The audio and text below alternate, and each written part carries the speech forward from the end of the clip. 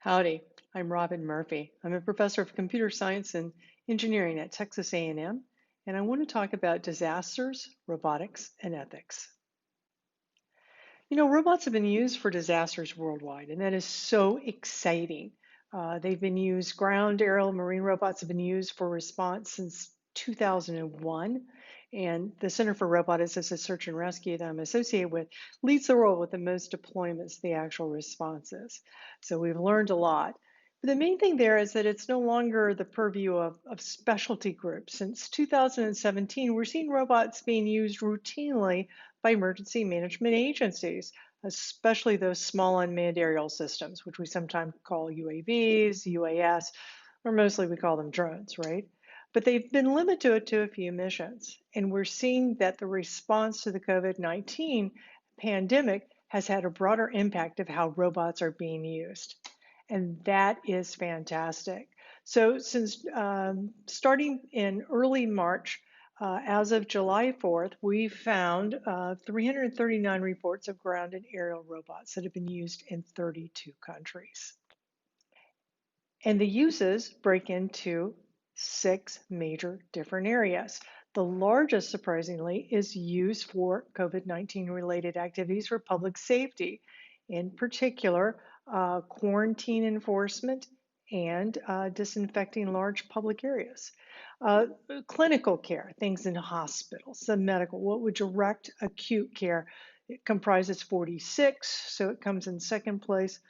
Continuity of work and education is important as well. And then we start seeing robots are becoming used more frequently to maintain people's quality of life, as well as do the sort of back office, laboratory, and supply chain automation for hospitals, and also for nursing homes, quarantine camps, those types of arrangements with much longer term healthcare. Now, if we look at those reports, though, we find that there are ethical concerns. So out of the 203 reports that talk about specific ground or aerial robots that are being used, 26 of them mention ethical concerns. 27 of the reports on robots for a particular application category, but not a specific robot, like robots for healthcare, 17 mentioned ethical concerns. And when we look at discussions of robots in the scientific literature, interviews, things like the ICRA plenary on COVID, how robots, we saw 3 mentions of concerns. So the question becomes, we're getting, even at something like COVID, we're getting questions about ethics. So how can we roboticists be good citizens as we deploy robots?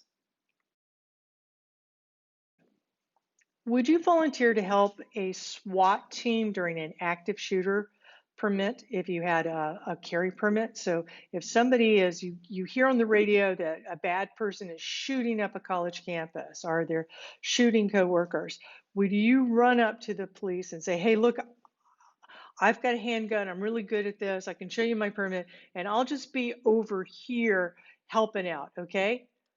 Well, no, of course not. Of course they wouldn't let you do it. You would be a distraction. You're not trained with the police department. You don't have personal protection gear. Uh, their procedures are vetted. They're documented. They're legally vetted. They're administratively vetted. They don't know you. Why should they trust you? You could be making this all up, and the agency is liable or accounting for you. So here it would be illegal.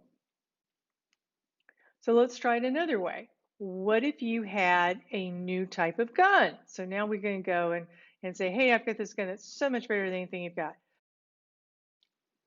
Yeah, it'd still be illegal. Even if it was legal, they said, sure, come on down, work with us.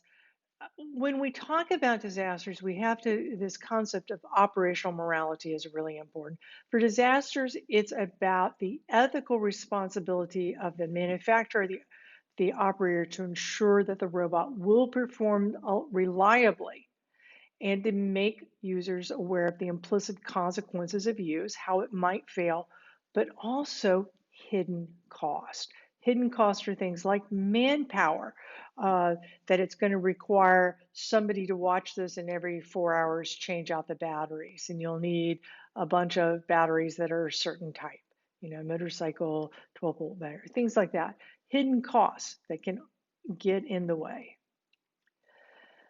All right, and that means that as a result, it's generally too late for most roboticists to help with a disaster response, both because there's no a priori relationship with incident command, and you have to have stuff that works and you understand how it's going to work for that situation. But that's the response phase, the life and death phase. But what about the recovery or relief phase later on in the disaster? And what about things like COVID-19, where we may be another year or more that we have to stay under these types of pandemic conditions? So, what can we do there? Well, let's look at what has been used in the past. Typically, only mature robots are used during disasters. We've already talked about operational morality being paramount. And it is true, agencies can waive regulations based on their internal review boards, but they rarely do because the technology doesn't justify the risk. You, as a roboticist, can't prove that's really going to work that well, or you don't know yet. And so they typically don't do that. And a really good I would suggest that you check out the interview with Dr. John Cresoni, roboticsforinfectiousdiseases.org. He's both a PhD in engineering and a medical doctor, and he talks about some of those situations. All right, so when we talk about maturity, we use the NASA TRL readiness level is one way. And that basically, and NASA likes that, it shows that the system, the widget is good, the system, the robot is good. But NASA discovered there can be a mismatch with the actual workflow of the mission. And there's those hidden manpower costs. And back to David Woods and Eric Hallnagel's work in cognitive engineering about the substitution myth, that you don't just replace a person with a robot. There's hidden cost. And then there's always the potential for bad human factors in ergonomics. So NASA has another set of way of looking at new devices, and that is called technical readiness assessment. So looking at whether a technology is a heritage application, has it been used for the mission for within that enterprise, that larger workflow. Engineering means it's not particularly new or novel, but it has to be tweaked. It has to be refined to work for this new specific mission. And new means that you're trying to do something very new, or you're trying to do something with a very new type of tool or robot or something. And so there's significant loss of life or of the performance or things like that. And we're going to call those new. Okay. And if we just do a quick look at applications, specific applications of those 203 cases we had talked about, any ones that had more than 10 instances of use, and you'll see that for quarantine enforcement, healthcare, disinfecting, prescription, these are primarily heritage. They are commercially available systems that were already being used by hospitals, were already being used by law enforcement prior to COVID-19, and now they're using more of them, and more agencies want to use them. Some are, in fact, engineering. A smaller amount are taking existing commercial robots or startups who have a very high TRL robot, and that they're either accelerating the development and getting it out there, like Moxie, Diligence Moxie robot out of Texas, or they're pivoting to build new robots. And things like the disinfecting robots, where we've seen a lot of that, we're adding, improving drones, agricultural sprayers, drones that are doing agricultural spraying to adapt them to do disinfectant in urban areas. We've seen that for sanitation school, and we're seeing a lot with delivery. New uses, we are seeing new uses. Often these are just demonstrations or trials. Are there research that has been going on, and they have existing research partnerships with hospitals. So these are not going to be mainstream the way the other two categories are. They just don't scale up, right? But they do something. And that idea of existing research partnership leads to the idea, well, if you have a research opportunity, then we should be doing research. We should be pursuing more of those engineering new applications. That's great. But if you do that, there's some questions you've got to ask yourself. So here you can see me sitting there taking notes at the Japanese tsunami in 2011 and the response there. And I think this is a good question. The short says that, is this a situation, is this where non-professionals are permitted? Do they have people that are not responders?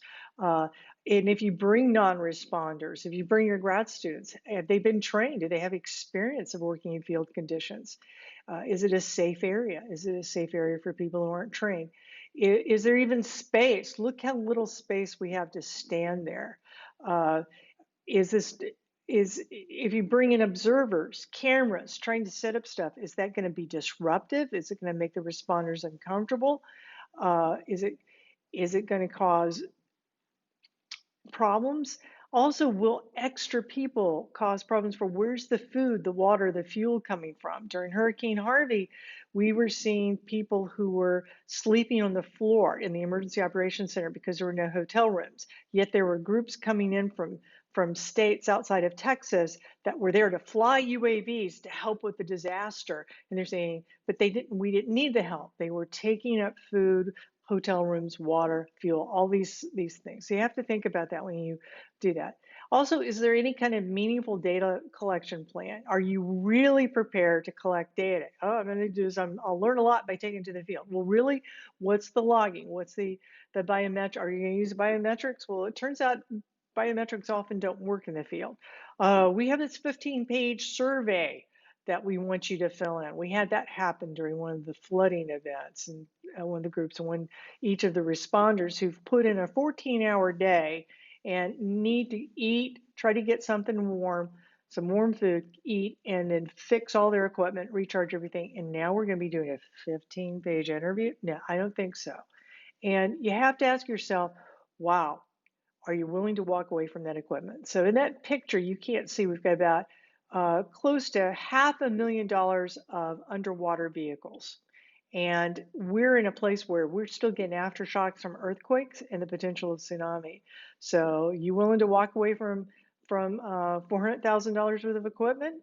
Just get in the car and drive quickly away in case of an alert? Well, you need to be. And so you can look at disaster robotics for more information about collecting data in the field and some of the data that you might wish to collect. Anyway, I would summarize this as four syndromes that over the past 20 or so years I've seen people do. And it's hard not to fall into this. I fall into these too.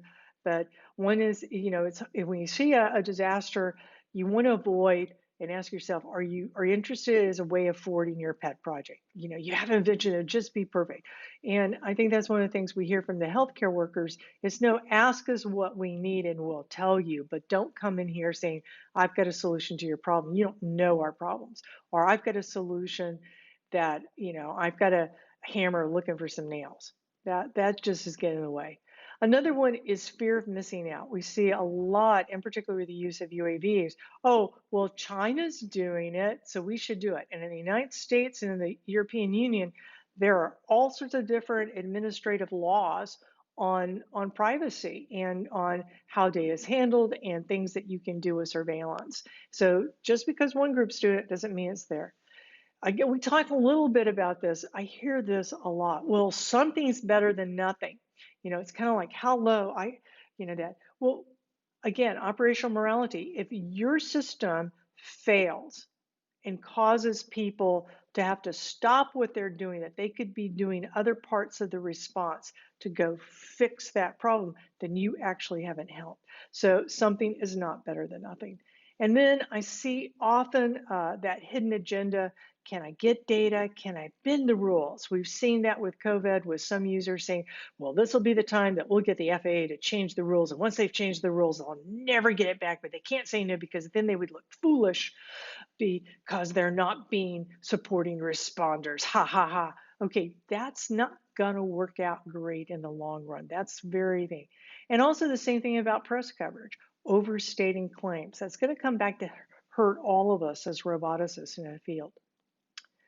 So in summary, Disaster robotics is wonderful and a good thing. I want you to get involved. Do it. Just keep in mind there are ethical issues and that something is not better than nothing. You need to make sure it works. And the most important thing is to begin by listening to and partnering with end users in emergency management. We've got some resources for you as well. The roboticsforinfectiousdiseases.org is a group consortium, an ad hoc consortium of roboticists looking at pandemics, started back with the Ebola outbreak in 2015. It's going to keep on, so we've got things there. And also my book, Disaster Robotics, MIT Press, 2014, has a lot of things in there.